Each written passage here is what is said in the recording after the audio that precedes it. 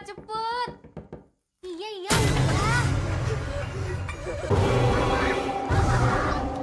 សួស្តីអ្នកទាំងអស់គ្នាថ្ងៃនេះខ្ញុំមានសាច់រឿងបែបរន្ធត់របស់ឥណ្ឌូនេស៊ីថ្មីមួយលើកយកមកធ្វើការបកស្រាយជូនអ្នកទាំងអស់គ្នាសន្តាប់ដោយសាច់រឿងមួយនេះគឺនិយាយអំពីគ្រួសារមួយបានសម្រេចចិត្តដង្កល់សាកសពម្ដាយរបស់ខ្លួនទុកនៅក្នុងផ្ទះរយៈពេល7ថ្ងៃសិនគឺដោយសារតែធ្វើទៅតាមសម្ដីរបស់គ្រូអាគមម្នាក់រយៈពេល7ថ្ងៃ7យប់នេះគឺជាពេលវេលាដ៏គួរឲ្យភ័យខ្លាចមួយសម្រាប់សមាជិកគ្រួសារដែលរស់នៅក្នុងផ្ទះមួយនេះដោយសារតែពួកគេត្រូវបានជួបជាមួយនឹងរឿងរ៉ាវប្លែកៗនិងគួរភ័យខ្លាចពាក់ព័ន្ធជាមួយនឹងសាកសពដែលពួកគេបានដង្កល់ទុកនៅក្នុងផ្ទះនោះថាតើហេតុអ្វីបានជាពួកគេមិនព្រមយកសពទៅបញ្ចុះបែរជាជំត់ទុកនៅក្នុងផ្ទះរយៈពេល7ថ្ងៃបែបនេះសូមទស្សនានៃការសម្រាប់សាច់រឿងរបស់ admin ទាំងអស់គ្នាផ្ដើមនៃសាច់រឿងដំបូងនៅក្នុងអំឡុងឆ្នាំ1987នៅក្នុងប្រទេសឥណ្ឌូនេស៊ីមួយមាននារីម្នាក់ដែលនាងមានឈ្មោះថាអាំងកននាងបានយកកូនតូចរបស់នាងធ្វើដំណើរចូលទៅក្នុងរូងភ្នំមួយហើយគោលបំណងរបស់នាងគឺយកគេទៅដើម្បីធ្វើពិធីម្យ៉ាងប៉ុន្តែមើលទៅនាងហាក់ដូចជាមិនដាច់ចិត្តទាល់តែសោះប៉ុន្តែយើងក៏មិនដឹងថាមូលហេតុអ្វីបានជានាងសម្រេចចិត្តយកកូនជាទីស្រឡាញ់របស់នាងយកទៅធ្វើពិធីនៅក្នុងលអាងភ្នំបែបនេះដោយនាងបានយកគេទៅដាក់លើថ្មព្រមទាំងបានយកញញួរមួយទៅដំពីលើតែម្ដងប៉ុន្តែមើលទៅទឹកចិត្តរបស់នាងហាក់ដូចជាមានការឈឺចាប់ជាខ្លាំងជាមួយនឹងទង្វើដែលនាងកំពុងតែធ្វើបន្ទាប់ពីឈាមកូនរបស់នាងប្រឡាក់ដៃនាងហើយនាងក៏បានយកដៃរបស់នាងដាក់ចូលទៅក្នុងទឹកភ្លាមនោះស្រាប់តែមានដៃមួយបានទាញអូសនាងចូលទៅក្នុងទឹកនោះតែម្ដងបន្ទាប់មកនាងក៏បានឃើញថាមានមនុស្សជាច្រើនកំពុងតែនៅជុំវិញខ្លួនរបស់នាងព្រមទាំងមាននារីម្នាក់ពាក់របាំងមុខបានបង្ហាញខ្លួនចេញមកថែមទៀតដោយនារីម្នាក់នោះគឺបានយកម្ជុលមាសជាច្រើនដើមដោតចូលទៅលើផ្ទៃមុខរបស់នាងសាច់រឿងក៏បានកាត់មកដល់ពេលវេលាក្នុងឆ្នាំ2024គឺមានក្មេងប្រុសស្រី2នាក់ដោយប្រុសមានឈ្មោះថាហានីហ្វចំណែកឯស្រីមានឈ្មោះថាប៊ីយ៉ានពួកគេគឺជាកូនរបស់អ្នកស្រីតារីប៉ុន្តែឪពុករបស់គេវិញគឺមិនត្រូវបាននិយាយនៅក្នុងសាច់រឿងនោះទេប៉ុន្តែពួកគេក៏មានលោកពូជាទីស្រឡាញ់ម្នាក់ដែលមានឈ្មោះថាកាដាប៉ុន្តែលោកពូរបស់ពួកគេនឹងគឺមិនមានការងារធ្វើត្រឹមត្រូវនោះទេតែងតែមកសុំលុយបងស្រីរបស់ខ្លួនដើម្បីយកទៅចាយប៉ុន្តែលើកនេះគឺត្រូវបានបងស្ដីឲ្យថាកូនរបស់គាត់កាន់តែធំទៅហើយមិនអាចធ្វើបែបនេះបានទៀតទេប៉ុន្តែគាត់បានប្រាប់ថាគាត់មកនេះមិនមែនដើម្បីលុយឡើយគឺគេមកប្រាប់ពីដំណឹងម្ដាយរបស់ពួកគេដែលនៅឯស្រុកកំណើតឯណោះគឺអ្នកមីងយ៉ាទីនឹងគឺខកប្រាប់ថាគាត់ដល់ដំណាក់កាលចុងក្រោយហើយមើលទៅដូច្នេះគាត់ចង់បបួលបងស្រីដើម្បីទៅជួបមុខម្ដាយជាលើកចុងក្រោយប៉ុន្តែបងស្រីបានបដិសេធដោយសារតែគាត់ខឹងថាម្ដាយនឹងគឺត្រូវបានបាត់បង់ពួកគេចោលតាំងពីក្មេងៗមកម្លេះប៉ុន្តែនៅទីបំផុតក៏ត្រូវបានយល់ព្រមទៅតាមការស្នើសុំរបស់ប្អូនប្រុសដដែលដោយសារតែមិនចង់ឲ្យកូនរបស់គាត់នឹងឃើញទង្វើបែបនេះនឹងធ្វើដាក់គាត់នៅពេលដែលគាត់ចាស់ទៅទីបំផុតពួកគេក៏បាននាំគ្នាធ្វើដំណើរទៅកាន់ផ្ទះដែលនៅឯស្រុកកំណើតនៅពេលដែលមកដល់នឹងអ្នកមីងយ៉ាទីក៏បានចេញមកទទួលពួកគេអ្នកមីងយ៉ាទីគាត់ក៏ទើបតែចូលមកស្នាក់នៅទីនេះបានត្រឹមតែរយៈពេល1ខែដែរចាប់តាំងពីម្ដាយរបស់ពួកគេធ្លាក់ខ្លួនឈឺនឹងឯងនៅពេលដែលមកដល់គាត់ក៏បាននាំពួកគេចូលទៅខាងក្នុងចំណែកឯក្មេងៗឈរសម្លឹងមើលរូបថតលោកយាយរបស់ខ្លួនព្រោះតែគេមិនធ្លាប់ឃើញពីមុនមកទេភ្លាមនោះពួកគេបានលើសំឡេងកណ្ដឹងដែលម្ដាយរបស់ពួកគេនឹងបានអន់រន់នៅពេលដែលលើបែបនេះអ្នកមីងយ៉ាទីក៏បានទៅបើកភ្លេងដើម្បីឲ្យគាត់ស្ដាប់តតែគាត់បានស្ដាប់នៅបទភ្លេងនឹងទើបអារម្មណ៍របស់គាត់បានស្ងប់វិញហើយពួកគេក៏បានមកជួបជាមួយនឹងម្ដាយព្រមទាំងនិយាយថាក៏បានយកចៅមកលេងពួកគេផងដែរហើយក្មេងៗបានទៅស្វាគមន៍ជាមួយនឹងលោកយាយប៉ុន្តែគាត់បែរជាចាប់ដៃរបស់ប៊ីយ៉ានជាប់មិនព្រមលែងតតែសោះដែលធ្វើឲ្យប៊ីយ៉ានភ័យខ្លាំងមែនទែនហេតុអ្វីបានជាលោកយាយធ្វើបែបនេះដាក់គាត់ប៉ុន្តែត្រូវបានមីងយ៉ាទីនឹងធ្វើការសម្រួលឲ្យពួកគេចេញមកខាងក្រៅវិញហើយនៅពេលដែលដើរមកវិញក្មេងៗឆ្ងល់ថាហេតុអ្វីបានជាលោកយាយមុខក្មេងជាម្ដាយរបស់ពួកគេទៅទៀតនេះគឺជាមូលហេតុដែលធ្វើឲ្យកាដាឆ្ងល់ថាម្ដាយរបស់ពួកគេច្បាស់ជាមានអ្វីមិនប្រក្រតីជាមិនខានប៉ុន្តែបងស្រីគឺមិនខ្វល់ពីរឿងរ៉ាវអបិយជំនឿនឹងនោះទេពួកគេក៏បាននាំគ្នាយករបស់របរដើម្បីសម្រាកចំណែកឯកាដានេះវិញនៅពេលដែលចូលទៅដល់ក្នុងបន្ទប់គឺគាត់បានព្យាយាមស្វែងរករបស់របរនៅក្នុងបន្ទប់នេះទាំងអស់នៅទីបំផុតគាត់ក៏បានរកឃើញប្លង់ដីនិងប្លង់ផ្ទះព្រមទាំងប្រាក់ជាច្រើនផងដែរអ្វីដែលកាន់តែពិសេសទៀតនោះគឺស្រោមមុខតែម្ដងលុះដល់ពេលយប់ឡើងពួកគេក៏បាននិយាយគ្នាអំពីអាការៈម្ដាយរបស់ពួកគេដោយមីងយ៉ាទីប្រាប់ថាគ្រូអាគមនឹងគឺបានប្រាប់អំពីអាការៈរបស់គាត់ប៉ុន្តែតារីប្រាប់ថាគាត់ចង់ដឹងពីដុកទ័រនិយាយមិនចង់ដឹងពីគ្រូអាគមនិយាយអ្វីនោះទេ ដូច្នេះអ្នកមានយ៉ាទីក៏បានប្រាប់ថាដុកទ័រគឺរកមិនឃើញពីមូលហេតុនៃការឈឺរបស់គាត់ឡើយចឹងហើយបានជាប្អូនប្រុសជឿជាក់ថាម្ដាយរបស់ពួកគេច្បាស់ជាមានអ្វីមិនស្រួលជាមិនខានប៉ុន្តែយ៉ាងណាក៏ដោយក៏បងស្រីនឹងគឺមិនយល់ស្របទៅតាមគំនិតរបស់ប្អូនដែរគាត់ក៏បានដើរចេញទៅដោយគាត់បានដើរចូលមកក្នុងបន្ទប់ម្ដាយរបស់គាត់ដើម្បីមកអង្គុយនិយាយណាមួយពួកគេក៏ចង់ដឹងដែរថាតើហេតុអ្វីកាលពីដែលនៅក្មេងគាត់បែកចេញពួកគេចេញពីផ្ទះបែបនេះលុះដល់ពេលស្អែកឡើងហានីគឺគេបានដើរស្វែងរកឡានបញ្ជារបស់គេគឺគេរកមិនឃើញទាល់តែសោះប៉ុន្តែពេលនោះបងស្រីរបស់គេក៏បានលើសំឡេងឡានបញ្ជានោះនៅក្នុងបន្ទប់របស់លោកយាយទៅវិញដូច្នេះគេក៏បានដើរដើម្បីចូលទៅរើសឡាននោះយកទៅឲ្យប្អូនរបស់នាងហើយឡាននោះគឺបានចូលទៅក្រោមគ្រែរបស់គាត់នឹងឯងនៅពេលដែលនាងលូនយកឡាននោះចេញមកខាងក្រៅវិញពេលនោះនាងបានស្រែកខ្លាំងៗរហូតធ្វើឲ្យពូនិងម្ដាយនឹងប្រញាប់រត់ចូលមកចំណែកឯមីងយ៉ាទីប្រញាប់រត់មកចាក់ភ្លេងដើម្បីឲ្យអារម្មណ៍របស់គាត់ត្រូវបានស្ងប់វិញនៅពេលដែលភ្លេងមួយនេះត្រូវបានចាក់អារម្មណ៍របស់គាត់ក៏បានស្ងប់វិញនៅពេលដែលបានជួបហេតុការណ៍បែបនេះកាដាបានហៅគ្រូអាគមនោះឲ្យមកធ្វើពិធីនៅក្នុងផ្ទះរបស់គាត់ចំណែកឯលោកគ្រូអាគមក៏ចាប់ផ្ដើមធ្វើពិធីព្រោះតែគាត់គិតថានៅក្នុងខ្លួនរបស់នាងច្បាស់ជាមានអ្វីជាមិនខានពិធីនេះមិនដឹងថាគេធ្វើបែបណានោះទេមានទាំងបុកគ្រឿងអាំងតយងចេកនិងអាំងត្រប់ថែមទៀតបន្ទាប់មកគាត់ក៏បានសួរថាចេះបុកគ្រឿងអត់បើចេះបុកគ្រឿងមកជួយបុកគ្រឿងតិចមកអាំងបានស្លោឆាប់បានស៊ីចុកទាំងអស់គ្នាដូច្នេះពួកគេក៏បានធ្វើទៅតាមអ្វីដែលលោកគ្រូអាគមបានប្រាប់ប៉ុន្តែអ្វីដែលកាន់តែចម្លែកទៀតនោះត្រប់អាំងនោះក៏ស្រាប់តែប្រែក្លាយទៅជាឈាមបានហូរចូលទៅក្នុងត្បាល់បន្ទាប់មកគាត់ក៏បានយកយងចេកអាំងរួចនោះឲ្យទៅកាន់កាដានិងប្រាប់ថានៅពេលដែលគាត់ប្រាប់ឲ្យចាក់ត្រូវតែចាក់តាមគាត់ដូច្នេះពួកគេបានត្រៀមរួចជាស្រេចចំណែកឯលោកគ្រូអាគមនោះគាត់ចាប់ផ្ដើមធ្វើពិធីនៅពេលដែលលោកគ្រូសូត្រអាគមរបស់គាត់ឃើញថាម្ដាយរបស់ពួកគេហាក់ដូចជាមិនអាចទ្រាំបាននោះទេគាត់បានព្យាយាមរើយ៉ាងខ្លាំងប៉ុន្តែលោកគ្រូគាត់ក៏នៅតែបន្តប្រើនៅវិធីរបស់គាត់ដើម្បី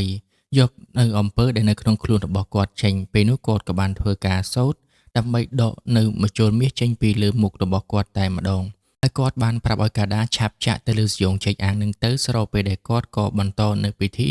ដកនៅម្ជុលមាសចេញពីមុខរបស់នាងផងដែរចំណែកឯកាដាបានធ្វើទៅតាមអ្វីដែលលោកគ្រូបានប្រាប់ទាំងអស់បន្ទាប់ពីម្ជុលមាសទាំងអស់នោះត្រូវបានដកចេញមកអស់ហើយស្រាប់តែរូបរាងកាយរបស់គាត់ដែលក្មេងស្រស់ស្អាតនឹងប្រែក្លាយទៅជារលួយទាំងអស់តែម្ដងឃើញបែបនេះធ្វើពួកគេពិតជាមានអារម្មណ៍ថាតក់ស្លុតជាខ្លាំងក៏ប៉ុន្តែរាងកាយពិតប្រាកដរបស់គាត់គឺបានជ្រាវជ្រួញនិងចាស់ជាយូរណាស់មកហើយប៉ុន្តែអ្វីដែលពួកគេបានឃើញគឺដោយសារតែការធ្វើនៅពិធីមួយនឹងឯងដូច្នេះគាត់បានប្រាប់ឲ្យកាដាយកម្ជុលមាសទាំងអស់នេះយកទៅទុកសិនព្រោះឯនៅពេលដែលបញ្ចុះគាត់គឺនឹងត្រូវដាក់ម្ជុលនេះទៅជាមួយដែរហើយការបញ្ចុះគឺមិនអាចបញ្ចុះនៅពេលនេះបាននោះទេដោយសារតែសាកសពរបស់គាត់ខុសពីសាកសពរបស់មនុស្សធម្មតាត្រូវតែរងចាំរយៈពេល7ថ្ងៃគឺជាថ្ងៃប្រហ័សឃ្លីវូតែម្ដងហើយព្រមទាំងយកគាត់ទៅបញ្ចុះនៅក្នុងទឹកព្រមទាំងនៅក្នុងលអាងភ្នំមួយថែមទៀតបន្ទាប់ពីគាត់បានធ្វើការផ្ដាំផ្ញើរួចហើយគាត់ក៏បានចាកចេញទៅបាត់ទៅដូច្នេះមានន័យថាសាកសពនេះគឺត្រូវដង្កល់នៅក្នុងផ្ទះនេះរហូតដល់7ថ្ងៃឯណោះគ្រប់យ៉ាងគឺពិតដូចជាអ្វីដែលកាដាគេបានគិតពិតមែននៅថ្ងៃទី1ពួកគេក៏ចាប់ផ្ដើមរៀបចំធ្វើទៅតាមអ្វីដែលលោកគ្រូបានប្រាប់លាងចម្អាសពព្រមទាំងយកក្រណាត់មករុំឲ្យបានត្រឹមត្រូវប៉ុន្តែនៅពេលដែលកំពុងតែធ្វើការលាងចម្អាសពនោះពួកគេដូចជាបានឮសំឡេងរបស់គាត់ធ្វើឲ្យតារីភ័យខ្លាំងមែនទែនរហូតដល់ទម្លាក់សពម្ដាយរបស់ខ្លួនចុះព្រោះអីពួកគាត់ទាំងពីរនាក់គឺពិតជាបានឮសំឡេងដូចគ្នាពិតមែនលុះដល់ពេលវេលាយប់ឡើងនៅពេលដែលសពត្រូវបានដង្កល់នៅក្នុងផ្ទះហើយតារីកំពុងតែអង្គុយសូត្រនៅពេលនោះអ្នកមីងយ៉ាទីក៏បានមកអង្គុយសូត្រពីក្រោយនាងផងដែរប៉ុន្តែនៅពេលដែលនាងកំពុងតែសូត្រស្រាប់តែនាងបែរជាបានឃើញគាត់ដើរមកពីមុខនាងទៅវិញធ្វើនាងឆ្ងល់ថាតើអ្នកណាគេនៅពីក្រោយនាងប៉ុន្តែនៅពេលដែលងាកមើលទៅទាំងមុខទាំងក្រោយគឺមិនឃើញទាំងអស់ដូច្នេះមានន័យថាប្រហែលជាខ្មោចលងនាងហើយមើលទៅមិនត្រឹមតែប៉ុណ្ណោះនាងថែមទាំងបានឮសំឡេងចេញពីសពម្ដាយរបស់នាងមកថែមទៀតប៉ុន្តែនៅពេលនាងបើកមើលសំឡេងបែរជាមកលឺនៅពីក្រោយទៅវិញចំណែកពួកគេទាំងពីរនាក់នៅពេលដែលកំពុងតែគេងលក់នឹងស្រាប់តែបងស្រីដូចជាបានឃើញថាមានសមាមនុស្សកំពុងតែដើរចុះដើរឡើងនៅមុខទ្វារឃើញបែបនេះធ្វើឲ្យនាងឆ្ងល់យ៉ាងខ្លាំងថាតើអ្នកណាគេដើររកអ្វីទាំងយប់ដូច្នេះនាងក៏បានក្រោកឡើងដើម្បីបើកទ្វារមើលប៉ុន្តែនៅពេលដែលបើកមើលទៅបែរជាមិនបានឃើញអ្វីទាំងអស់ដូច្នេះនាងក៏បានបិទទ្វារដើម្បីចូលទៅគេងវិញតែម្ដងទៅ ប៉ុន្តែនៅពេលដែលនាងកំពុងតែគេងនឹងនាងមានអារម្មណ៍ថាកៅអីនោះបែរជារង្គើនាងបានឃើញលោកយាយរបស់នាងកំពុងតែអង្គុយយល់នៅលើកៅអីរបស់គាត់ភ្លាមនោះផងដែរនាងបានស្រែកខ្លាំងៗព្រមទាំងបានរត់ចេញទៅខាងក្រៅហើយក៏បានប្រាប់ពីអ្វីដែលនាងបានឃើញនៅក្នុងបន្ទប់មួយនេះប៉ុន្តែគ្មានអ្វីនោះទេគឺមានតែប្អូនប្រុសរបស់នាងដែលត្រូវបានក្រោកពីគេងដោយសារតែនាងតែប៉ុណ្ណោះលុះដល់ថ្ងៃទី2ចូលមកដល់ Hanif បានយកទូរស័ព្ទបងស្រីយកមកលេងប៉ុន្តែនៅពេលដែលបងស្រីតាមរកគេក៏បានលួចទៅរត់ពូននៅក្នុងបន្ទប់តែម្ដងទៅហើយព្រមទាំងបានចូលទៅក្នុងទូសម្លៀកបំពាក់ថែមទៀតនៅពេលដែលគេកំពុងតែរត់ពូនសប្បាយសុខៗអានេះបានស្ទុះចេញពីទូខោអាវមកវិញព្រោះអីដូចជាមានមនុស្សនៅក្នុងនោះធ្វើឲ្យគេភ្ញាក់នៅពេលដែលបានលើសំឡេងប្អូនប្រុសស្រែកនាងក៏បានប្រញាប់រត់ចូលមកហើយ Hanif បានប្រាប់ថាមានមនុស្សនៅក្នុងទូសម្លៀកបំពាក់នោះឃើញបែបនេះបងស្រីក៏បានដើរចូលទៅជិតម្ដងបន្តិចម្ដងដើម្បីមើលចង់ដឹងថាតើអ្នកណាគេគឺជាអ្នកនៅក្នុងនឹងប៉ុន្តែនៅពេលដែលនាងវែកមើលចុះមើលឡើងគឺមិនឃើញអ្វីទាំងអស់ដូច្នេះនាងគិតថាប្អូនប្រុសគ្រាន់តែកុហកនាងតែប៉ុណ្ណោះពេលនោះនាងក៏បានយកទូរស័ព្ទរបស់នាងនិងចាកចេញត្រឡប់ទៅវិញចំណែកឯ Hani ឯវិញនៅពេលដែលកំពុងតែអង្គុយឆ្ងល់ពីអ្វីដែលនាងគេបានឃើញពេលនោះស្រាប់តែគេបែរជាបានឃើញស្រោមមុខនៅក្រោមតុដូច្នេះគេក៏បានរើសយកមកចំណែកកាដាគាត់កំពុងតែមានបញ្ហាជាមួយនឹងការជំពាក់ប្រាក់គេគឺនៅសល់រយៈពេលត្រឹមតែ14ថ្ងៃទៀតតែប៉ុណ្ណោះគាត់មិនដឹងថាតើរកប្រាក់ពីណាមកសងគេនោះទេកំពុងតែស្មុគស្មាញស្រាប់តែគាត់បានលើសំឡេងមានមនុស្សជាច្រើនកំពុងតែសូត្រអ្វីនៅក្នុងផ្ទះលុះដល់តែពេលចូលទៅគឺពិតជាបានឃើញមនុស្សប្លែកពិតមែនប៉ុន្តែនៅពេលដែលគាត់បើកភ្លើងបែរជាបាត់អស់ទៅវិញលុះដល់ថ្ងៃទី3ចូលមកដល់គាត់ក៏បានយករឿងរ៉ាវទ្រព្យសម្បត្តិម្ដាយរបស់ពួកគេមកនិយាយជាមួយនឹងបងស្រីដែលសារតែគាត់ត្រូវការលក់ជោគប្រាក់យកទៅប្រើការប៉ុន្តែត្រូវបានបងស្រីនឹងមើលទៅបដិសេធមិនចង់ធ្វើភ្លាមនោះទេម្ដាយទើបតែនឹងស្លាប់មិនទាន់បាន7ថ្ងៃផងបែរជាមកចង់ចែកទ្រព្យសម្បត្តិគ្នាដោយសារតែនិយាយគ្នាមិនចូលកាដាក៏បានក្រោកដើរចេញទៅបាត់ទៅងាកមកកាន់ Hanif ឯនេះវិញក៏បានយករបាំងមុខដែលគេរើបាននោះយកមកពាក់ប៉ុន្តែនៅពេលដែលគេពាក់ទៅស្រាប់តែគេបែរជាបានឃើញយាយរបស់គេអង្គុយនៅនឹងទល់មុខគេទៅវិញចំណែកឯ Bian នៅពេលដែលចូលមកដល់ក្នុងបន្ទប់បានឃើញបងប្រុសរបស់ខ្លួនអង្គុយលើកៅអីរបស់លោកយាយនិងយល់យ៉ាងចម្លែកនៅពេលដែលបានឃើញបងប្រុសយកទៅបាំងមុខរបស់លោកយាយយកមកពាក់លេងសើចបែបនេះនាងក៏បានធ្វើការស្ដីបន្ទោសឲ្យដោយនាងបាននិយាយថាកុំយករបស់មនុស្សស្លាប់មកលេងបែបនេះព្រោះអីព្រលឹងរបស់មនុស្សស្លាប់មុន7ថ្ងៃហ្នឹងគឺនៅជុំវិញផ្ទះនៅឡើយនោះទេការដែលធ្វើបែបនេះនឹងធ្វើឲ្យគាត់មានការអន់ចិត្តដូច្នេះនាងក៏បានប្រាប់ឲ្យប្អូនប្រុសយកទៅទុកនៅកន្លែងដើមវិញលុះដល់ពេលយប់ឡើង Hani ថ្លង់ជាមួយនឹងសំឡេងកៅអីយល់របស់លោកយាយដោយសារតែបងស្រីរបស់គេនឹងកំពុងតែអង្គុយយល់អញ្ចឹងគេក៏បានប្រាប់ឲ្យបងស្រីឆាប់មកដេកទៅកុំរំខានគេអីប៉ុន្តែនៅពេលនោះគេបែរជាមានអារម្មណ៍ថាបងស្រីកំពុងតែសម្លឹងមើលមកកាន់គេនៅពេលដែលឃើញបែបនេះគេបានប្រញាប់បើកទ្វាររត់ចេញទៅខាងក្រៅក៏បានជួបជាមួយនឹងម្ដាយរបស់គេហើយគេក៏បានប្រាប់ពីអ្វីដែលគេបានឃើញប៉ុន្តែនៅពេលដែលនាំពួកគាត់ចូលមកគឺមិនបានឃើញដូចជាអ្វីដែលគេបាននិយាយនោះទេក្រៅតែពីបងស្រីកំពុងតែគេងលក់តែប៉ុណ្ណោះធ្វើឲ្យបងស្រីក៏ឆ្ងល់ផងដែរថាតើមានអ្វីកើតឡើងបានជាមកលោឡានៅក្នុងបន្ទប់ទាំងយប់បែបនេះអញ្ចឹងហើយម្ដាយក៏បានលួងលោមឲ្យកូននឹងចូលទៅគេងវិញប៉ុន្តែនៅពេលដែលរៀបចំឲ្យគេគេងហើយគាត់ក៏បានឃើញស្រោមមុខម្ដាយរបស់គាត់មកនៅលើពុករបស់កូនគាត់ដូច្នេះគាត់ក៏បានយកមកដើម្បីសួរនាំថាតើគេបានមកពីណាហើយនៅក្នុងយប់នេះផងដែរគាត់បានគេងកំដរកូនរបស់គាត់ទាំងពីរនាក់នៅពេលនោះកូនប្រុសគេងមិនលក់ក៏បានក្រោកឡើងនិងនិយាយថាគេមិនចង់នៅទីនេះនោះទេដោយសារតែនៅទីនេះវាគួរឲ្យខ្លាចខ្លាំងណាស់ម្ដាយបានសន្យាថាបន្ទាប់ពីបញ្ចុះសពហើយពួកគេនឹងប្រញាប់ចាក់ចេញពីទីនេះលុះដល់ថ្ងៃទី4ចូលមកដល់ពួកគេទាំងពីរនាក់គឺសិតតែបានជួបជាមួយនឹងរឿងរ៉ាវដែលគួរខ្លាចនៅក្នុងផ្ទះនេះដូចគ្នាចំណែកឯតារីគឺនាងចង់ធ្វើដំណើរទៅកាន់ទីក្រុងប៉ុន្តែកូនរបស់នាងទាំងពីរនាក់បានគេងលក់បាត់ទៅហើយដូច្នេះប្អូនប្រុសបានប្រាប់ឲ្យទៅចោះមិនបាច់ចាំរំខានពួកគេនោះទេចំណែកពួកគេទុកឲ្យគេនឹងគឺជាអ្នកមើលអញ្ចឹងតារីជាមួយនឹងអ្នកមានយ៉ាទីគឺទៅទីក្រុងតែ2នាក់តែប៉ុណ្ណោះហើយនៅពេលដែលពួកគេទាំងពីរនាក់ភ្ញាក់ដឹងខ្លួនឡើងបែរជាមិនបានឃើញម្ដាយនិងលោកពូរបស់គេនោះទេគេបានស្វែងរកអ្នកទាំងអស់គ្នានៅក្នុងផ្ទះមួយនេះប៉ុន្តែរកយ៉ាងណាក៏នៅតែរកមិនឃើញមិនដឹងថាពួកគាត់ទៅណានោះទេងាកមកកាន់លោកពូរបស់ពួកគេនេះវិញគិតថាទៅទិញអ្វីឲ្យពួកគេលេងប៉ុន្តែបែរជាមកត្រូវជាប់ស្នេហ៍ជាមួយនឹងនារីម្នាក់ដូច្នេះគឺមិនបានត្រឡប់ទៅផ្ទះវិញនោះទេនៅក្នុងយប់នឹងងាកមកកាន់ពួកគេដែលកំពុងតែរងចាំម្ដាយហើយនឹងលោកពូនឹងនៅសុកបងស្រីមានអារម្មណ៍ថាឈឺនោមដូច្នេះបានប្រាប់ឲ្យប្អូននឹងជូនខ្លួនទៅកាន់បន្ទប់ទឹកស្របពេលដែលសាសសពក៏ចាប់ផ្ដើមក្រោកឡើងតែម្ដង ដោយសារតែចាំយូរពេកហាន់នេះបានប្រាប់ឲ្យបងឆាប់ចេញមកក្រៅមកពេលនេះពួកគេបានឃើញខ្មោចរបស់លោកយាយនៅក្នុងផ្ទះដូច្នេះពួកគេបាននាំគ្នាប្រញាប់រត់ចេញទៅខាងក្រៅចៃដន្យល្អអីក៏បានជួបជាមួយនឹងម្ដាយនិងអ្នកមីងល្មមដូច្នេះពួកគេបានប្រាប់ពីអ្វីដែលពួកគេបានឃើញប៉ុន្តែនៅពេលដែលចូលមកមើលម្ដងទៀតឃើញថាសាកសពនៅដដែលនោះទេមិនបានក្រោកទៅណាទាំងអស់លុះដល់ព្រឹកឡើងថ្ងៃទី5នៅពេលដែលកាដាគេភ្ញាក់ដឹងខ្លួនឡើងគេបែរជាបានឃើញខ្លួនឯងកំពុងតែនៅទីវាលបញ្ចុះសពទៅវិញទាំងដែលការពេលយប់មិញគេគឺត្រូវបានស្រីក្មេងម្នាក់នាំទៅកាន់ផ្ទះរបស់នាងសោះដូច្នេះគេបានប្រញាប់ត្រឡប់មកផ្ទះវិញប៉ុន្តែបែរជាត្រូវបានបងស្រីស្ដីឲ្យដោយសារតែការពេលយប់មិញគឺគេបានទៅចោលក្មេងៗធ្វើឲ្យក្មេងៗជួបជាមួយនឹងរឿងរ៉ាវគួរឲ្យភ័យខ្លាចបន្ទាប់ពីត្រូវបានបងស្ដីឲ្យហើយគេក៏បានយករបស់របរដែលគេបានទិញឲ្យនឹងយកមកលួងចិត្តក្មេងៗវិញកុំឲ្យពួកគេខឹងបន្តទៀតនៅក្នុងយប់នេះផងដែរនៅពេលដែលតារីងាកមើលទៅកាន់កូនស្រីមិនដឹងថានាងគឺបាត់ទៅណានោះទេលុះដល់ពេលដែលនាងចេញមកក្រៅទើបឃើញថាកូនរបស់នាងកំពុងតែធ្វើអ្វីនោះទេជាមួយនឹងមនុស្សចម្លែកដែលមានរបាំងមុខទាំងអស់នៅពេលដែលឃើញនាងដើរចេញមកពួកគេក៏បាននាំគ្នាចោមរួមនាងតែម្ដងប៉ុន្តែនាងក៏បានប្រញាប់ទៅដោះរបាំងមុខនោះចេញពីកូនស្រីរបស់នាងភ្លាមនោះផងដែរក៏ស្រាប់តែពួកគេបែរជាបាត់ទៅវិញភ្លាមឃើញបែបនេះធ្វើឲ្យនាងពិតជាមានអារម្មណ៍ថានៅផ្ទះនេះមិនសូវស្រួលនោះទេដូច្នេះនៅព្រឹកស្អែកថ្ងៃទី6នាងក៏បានសម្រេចចិត្តយករបាំងមុខនឹងយកទៅដុតចោលចំណែកប្អូនប្រុសក៏បានមកស្ដីបន្ទោសឲ្យនាងថា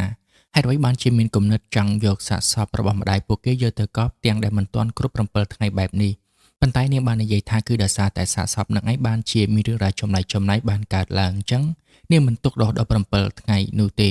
នៅទីបំផុតពួកគេក៏បានយកសាកសពទៅកប់ពិតមែនប៉ុន្តែនៅពេលដែលពួកគេត្រឡប់មកផ្ទះវិញត្រាប់តែមានសត្វរុយជាច្រើនចេញពីផ្ទះរបស់ពួកគេយ៉ាងចម្លែកលុះដល់ពេលដែលពួកគេចូលទៅក្នុងផ្ទះទើបឃើញថាសាកសពដែលពួកគេយកទៅកប់នោះបែរជាមិននៅក្នុងផ្ទះទៅវិញពីនោះពួកគេក៏បាននាំគ្នារត់ចូលទៅសម្រាកនៅក្នុងបន្ទប់មួយតែនៅពេលដែលកាដាភ្ញាក់ដឹងខ្លួនឡើងមកវិញគាត់បែរជាបានឃើញថាគាត់កំពុងតែដេកកំដរសាកសពម្ដាយរបស់គាត់ទៅវិញបន្ទាប់មកគាត់ក៏ត្រូវបានអេរីរបាំងមុខនោះធ្វើឲ្យគាត់ធ្លាក់ចុះមកខាងក្រោមលុះដល់ពេលវេលាព្រឹកឡើងលោកគ្រូក៏បានមកដល់និងដាស់គាត់ឲ្យបានភ្ញាក់ដឹងខ្លួនឡើងមកហើយព្រឹកនេះគឺជាព្រឹកថ្ងៃទី7ដូច្នេះលោកគ្រូគាត់បានមកនិងរៀបចំយកសាកសពទៅបញ្ចុះនៅក្នុងលអាងភ្នំដោយរៀបចំដាក់បញ្ចុះនៅក្នុងទឹកនឹងឯងគឺជាកន្លែងមួយដែលគាត់គិតថានឹងធ្វើពិធីបញ្ចុះនៅទីនោះបន្ទាប់ពីគាត់ធ្វើការសូត្ររួចរាល់ហើយគាត់ក៏បានឲ្យយកម្ជុលមាសនោះយកមកឲ្យគាត់ដើម្បីដាក់ទៅជាមួយនឹងសាកសពដែរបន្ទាប់ពីគាត់ដាក់ចូលទៅជាមួយនឹងសាកសពហើយគាត់ក៏បានធ្វើការពន្លិចចូលទៅក្នុងទឹកបាត់ទៅហើយនៅក្នុងយប់នេះនៅពេលដែលតារីរៀបចំសម្លៀកបំពាក់របស់នាងរៀបចំចេញនៅថ្ងៃស្អែកស្រាប់តែនាងបានឃើញស្រោមមុខនោះនៅក្នុងវ៉ាលីរបស់នាងដដែលទាំងដែលនាងបានដុតវារួចរាល់ទៅហើយដោយសារតែចង់ដឹងនាងក៏បានយកវាមកពាក់មើលហើយនាងក៏បានឃើញនៅរឿងរ៉ាវឪពុកម្ដាយរបស់នាងនៅពេលដែលគាត់នៅមានជីវភាពក្រីក្រពេលហ្នឹងគឺក្រខ្លាំងមែនតែនសូម្បីតែទឹកដោះក៏គ្មានឲ្យកូនបៅដែរអញ្ចឹងហើយបានជានាងសម្រេចចិត្តយកកូនរបស់នាងទៅធ្វើពិធីដើម្បីឲ្យនាងមានជីវភាពគ្រាន់បើឡើងមកវិញហើយនៅទីបំផុតសម្រស់របស់នាងគឺកាន់តែស្អាតទៅព្រមទាំងសាច់ចាំថែមទៀតដែលជាហេតុធ្វើមនុស្សជាច្រើនកោចិត្តនៅក្នុងការសម្ដែងរបស់នាងរហូតធ្វើឲ្យនាងលែងលំបាកដូចមុនទៀតហើយប៉ុន្តែនៅថ្ងៃមួយនៅពេលដែលនាងមានកូន2នាក់នាងក៏បានសម្រេចចិត្តបោះបង់កូនទាំង2នាក់នោះចោលដោយគ្មានហេតុផលអ្វីទាំងអស់ដែលកូនទាំង2នាក់ហ្នឹងគឺជានាងជាមួយនឹងប្អូនប្រុសរបស់នាងនឹងឯងបន្ទាប់មកម្ដាយរបស់នាងក៏បាននិយាយថានាងធ្វើបែបនេះក៏ព្រោះតែគាត់គ្រាន់តែចង់មិនឲ្យពួកគេមកទទួលនៅអ្វីដែលគាត់បានសន្យាជាមួយនឹងការធ្វើពិធីនោះតែប៉ុណ្ណោះគាត់ពិតជាសោកស្ដាយខ្លាំងមែនទែនហើយគាត់បានប្រាប់ឲ្យនាងជួយបំផ្លាញនៅពាក្យសន្យាទាំងអស់នោះផងដើម្បីកុំឲ្យពួកគេត្រូវរងគ្រោះនៅថ្ងៃក្រោយទៀតហើយវិធីនោះគឺត្រូវតែយកមកជុលមាសទាំងអស់នោះទៅដាក់កន្លែងដើមវិញព្រមទាំងបំផ្លាញស្រោមមុខនឹងផងដែរបន្ទាប់មកនាងក៏បានប្រញាប់ចេញទៅជួបជាមួយនឹងប្អូនប្រុសព្រោះតែនាងដឹងថាការពិតទៅមកជុលមាសនោះគឺមិនត្រូវបានយកទៅដាក់ជាមួយនឹងសាកសពនោះទេដោយសារតែប្អូនប្រុសបានយកវាលាក់ទុកដើម្បីលក់យកលុយទៅសងគេនឹងឯងចំណែកកូនទាំង2នាក់វិញគឺមិនដឹងថាហេតុអ្វីនោះទេនៅសុកក៏ស្រាប់តែហាស់ឡើងទៅលើដំបូលបន្ទាប់មកប្អូនប្រុសក៏ត្រូវបានប៉ើងទៅថែមទៀតគឺពួកគេជួយបានតែកូនស្រីតែប៉ុណ្ណោះនៅទីបំផុត Hanif ក៏ត្រូវបានយកទៅបាត់ដូច្នេះពួកគេទាំងពីរនាក់បងប្អូនក៏បានសម្រេចចិត្តទៅជួយ Hanif ដោយទុកឲ្យកូនស្រីនឹងគឺនៅចាំពួកគេត្រឡប់មកវិញពួកគេបាននាំគ្នាយកមកជុលមាសនោះធ្វើដំណើរទៅកាន់ ឡាំងភ្នំមួយនឹងបន្ទាប់មកនាងក៏បានធ្វើការសូត្រនៅឯក្រៅវិរុទ្ធទៅតាមដែលម្ដាយរបស់នាងបានប្រាប់និងទម្លាក់មកជុំគ្នាទាំងអស់នោះចូលទៅក្នុងទឹកវិញផងដែរប៉ុន្តែទោះបីជានាងធ្វើបែបនេះយ៉ាងណាក៏ដោយក៏មិនឃើញមានអ្វីប្លែកដែរពេលនោះកោដាក៏បានស្រែកថាបើសិនជាចង់បានគឺយកគេជំនួសក្មួយរបស់គេទៅចោះបន្ទាប់ពីស្រែកមួយផ្លែតក្រោយមកក៏ស្រាប់តែបានឃើញថា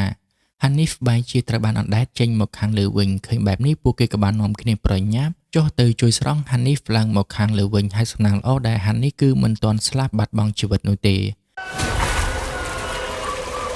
ចំណែកឯកាដាក៏ត្រូវបានគេយកទៅជំនួសដោយសារតែពាក្យគាត់បាននិយាយអំបញ្ញមិញនឹងឯងនៅពេលដែលមិនដឹងថាគួរធ្វើបែបណាពេលនោះស្រាប់តែតារីបាននឹកឃើញទៅដល់សម្ដីម្ដាយរបស់ខ្លួនដោយគាត់បានប្រាប់ឲ្យបំផ្លាញនៅស្រោមមុខនោះចោលទៅ